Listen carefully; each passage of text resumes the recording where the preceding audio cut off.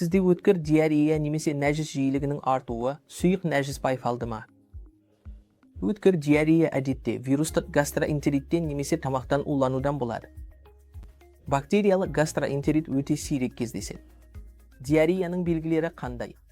Әдетте науқастарда нәжістің көлемі ұлғаяды немесе жиілігі артады. Іштің жайсыздығы, кебу, кейде жүрек айну немесе құсу болуы мүмкін. Өте аз адамдарда қызуда болады. Бірақ диарея кезінде қандай сақтық шараларын сақтау керек екені өте маңызды. Сұйықтықты жеткілікті мөлшерде ішіп жүргенімізге көз жеткізіңіз.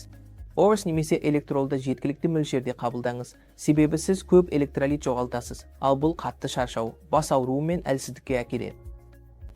Сондықтан әр нәжістен кейін кемінде 200 мл орыс қабылдап жүргенімізге көз жеткізіңіз. Сонымен қатар, дәрігер әдетте сізге диареяға қарсы дәрі-дәрмек тағайындайды.